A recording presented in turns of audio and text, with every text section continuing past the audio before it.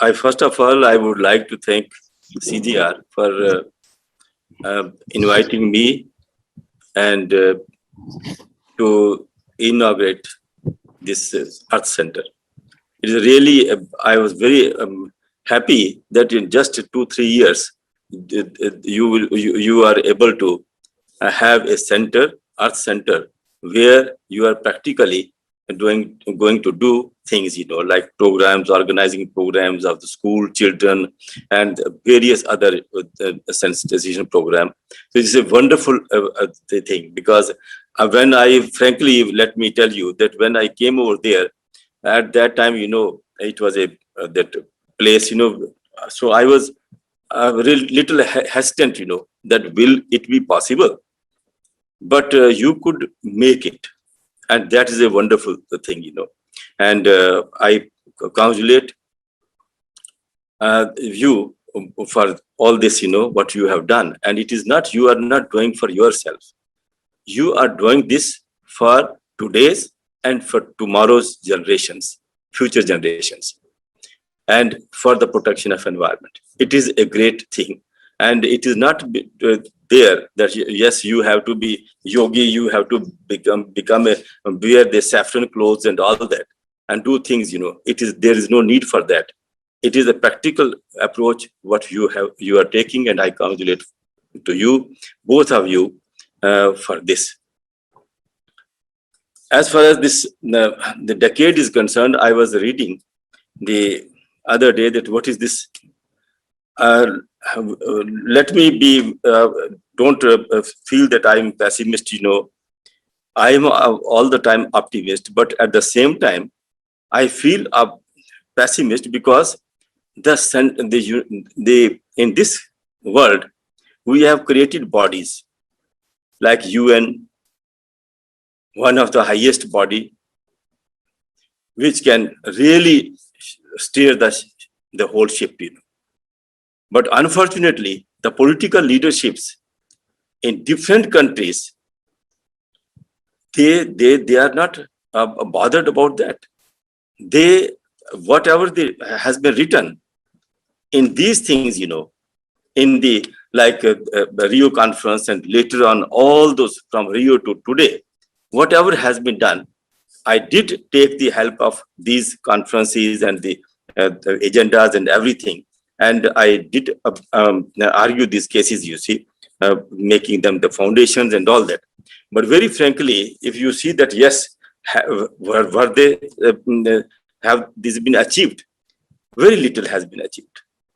And I am frankly, because we have to, if we will not introspect on our own, what are we going to have? We will be just having praises for each other, but we will not be able to really contribute in a significant way.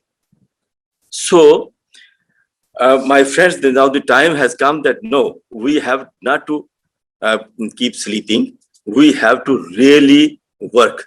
As my friend, Professor Purushottam Reddy, has said that yes, now vulnerability and the Himalayas. I am sitting in the midst of the Himalayas right now, and everything is collapsing. The Gangaji, which starts from here, it is no more. It is being worshipped. And without Gangaji, our whole civilization is incomplete. Gangaji today is that it has become so polluted. And during this corona period, it has become more polluted because there is nobody to control pollution.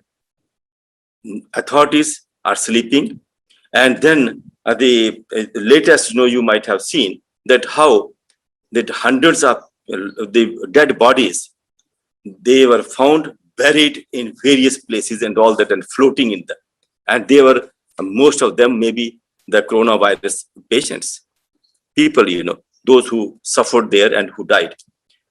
Is this our respect for Mother Ganga? I don't think so. Whether the authorities could do, they could have foreseen all these things, that yes, these things can happen. And we have to, whether it is Jamuna River, whether it is Ganga, whether it is all rivers in the country, we have polluted during this time more, if there is a true data comes out, than the earlier decades, So this is a very sad part, that to say that, yes, I don't want to be pessimist, but I want to say that here, a few people, a handful of people, they can always bring a change. It is not that all the people, if they unite together, the revolutions, or whether the freedom of movement, few people were there, and then the whole population, then the people, they came forward, and then they started doing things, and then it became a huge movement, the freedom movement. And in that freedom movement, we ultimately succeeded. This is another second freedom movement. Freedom for what? Freedom from the malpractice or the pollution, freedom from pollution. We have to see that the pollution should not be in, or the conservation, we have to go for conservation, not for the pollution. So conservation is the only thing where we have to make citizens aware. You see that in fundamental rights, we have as has been said, fundamental rights and fundamental duties. If there is one fundamental duty, it shall be the duty of every citizen of India to protect environment, rivers, lakes, and have compassion for animal life. This one line I took, and I made a writ petition out of it, and I went to the Supreme Court at that time. And in 1991, that judgment, it was a historic judgment in the sense in the whole world. The other countries, they have copied that, and they wanted to adopt that or follow in that way. But in India, we failed. After that, why we failed? That the court said that environment, in order to create environmental awareness, it is important that environment should be declared made as a compulsory subject throughout India, from class 1st to onward. The Supreme Court showed the way, but even up to this time, 3 or 2 times, I went to the Supreme Court again by saying that even they have not appointed teachers. As soon as the Supreme Court starts taking action, then issuing notice and all that, the chief secretaries from all over the country were called in the Supreme Court itself.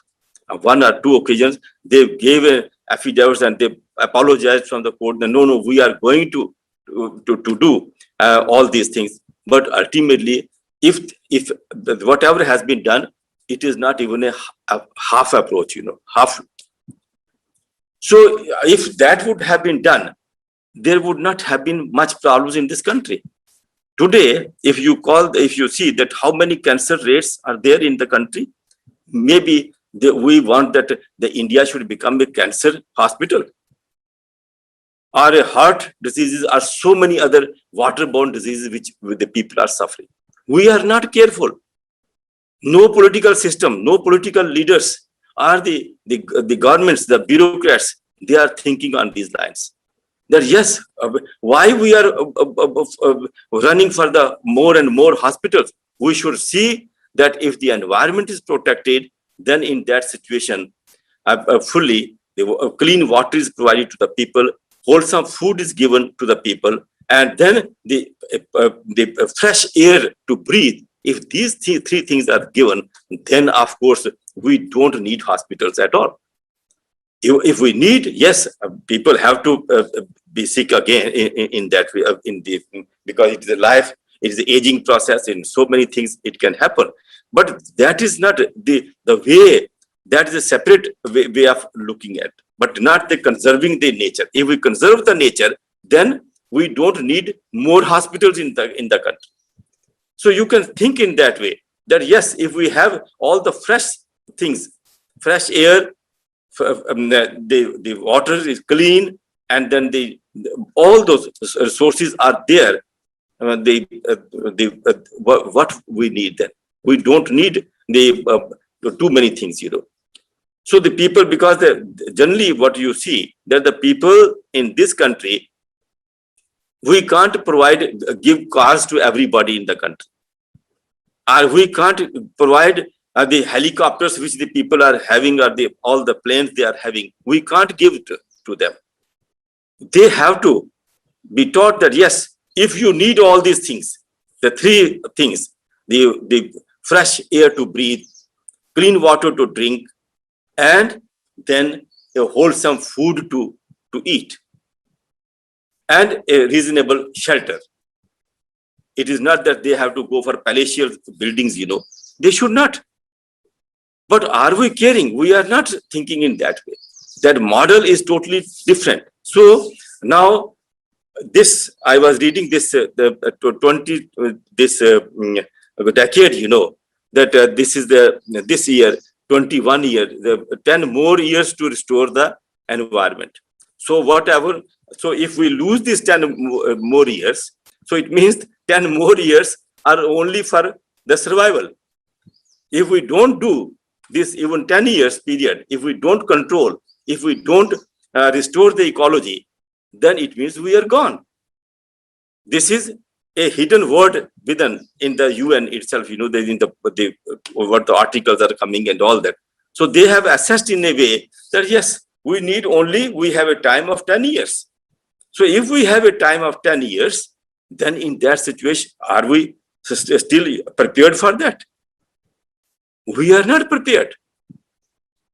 So this is a very great thing that we have to think, in the sense that it's a challenge, it's a great challenge to India, to whole world, and especially when we talk about India and neighboring countries, because we have the Himalayas. All sources, you see here, the dams have burst recently, and no white paper has been given. Why the burst took place? One Dr. G.D. Agarwal, he sacrificed his life. He was a great scientist of the country. Instead of taking help from him, he was ultimately he had to lose his life. So the overall approach should be, the government's role should be positive, not the negative one. The politicians' role should be positive, not the negative. And then the people's role should be the same. It should be positive, not the negative. We have to learn from the past, and we have failed. If you see, in 47, when we got the independence in 47, at that time, what was the health of the environment at that time? You see that all the rivers were clean at that time. Though we were slave, but it was not that the Mother Ganga was a dirty river, became a dirty river. It was, everything was a dumping bin. Now, who was responsible? It was not the Britishers, those who did that. They were very careful that water should be pure, and even the groundwater, everything. So we were slave. Even then, even those people, they were careful that no, because they thought that we will rule this forever. They failed, and it is good that they have gone out. But what we have done on our own. So it is a concern, that we, for all of us, that yes, now I was talking about this judgment, I 2-3 times I went, and the chief secretaries and all those, they have given the affidavits in the court. But even then, the environment has not become a compulsory subject throughout the country. Why can't they do that? It should be televised. There should be a fixed program for 5 or 10 minutes. The court said 5 to 7 minutes every day. I don't know how many channels are giving. It is the direction of the court, the Supreme Court, that yes, 5 to 7 minutes every day the programs should be given, and through the television channels and other radio networks and all that. I don't think so that they are giving. I have not monitored. I am sorry for that. But you can see that I never, and I think that Professor Pushp Kumar can put your students, that will be very happy. And I will be very happy to see that, okay, how many minutes in a day, whether they are giving 5 to 7 minutes or not. If they are not giving, then it will help me in again filing the contempt petition against the government, that, okay, how many universities have adopted, how many things have happened. The people have gone, the students, those who have done, because they thought that they will be employed. All those the teachers, they are unemployed today. They became they did their MA, or doctorates and all that researches and everything researchers. They come to me, they said, sir, nothing has happened. Nobody, UGC, they failed miserably. The UGC, imagine, it is their job. They should have done it. But every time, sometimes the chairman says, and they also gave the affidavits in the court and everywhere. But so why I'm not pessimist here. I'm only saying that we have to see that, yes, the environment is protected. And if the environment is protected, then we can survive. And all living species can survive. That is what my emphasis. And I think that the Earth Center, which this education programs, they can really change the mindset of the people, and maybe the political leadership and the bureaucrats and all those who are ruling this country, So I congratulate the Reddy and Mrs. Reddy, that yes, the Lakshman Reddy, that it is really a wonderful thing which you have done. As I told you, I was apprehensive when I came there 2-3 years back for this laying the foundation stone, but I was very happy by hearing that yes, it is ready, and now we are starting this educational program. And please do that. My sincere wishes are with you, and whatever you need in any way, support from me, I am with you all the time. Thank you very much.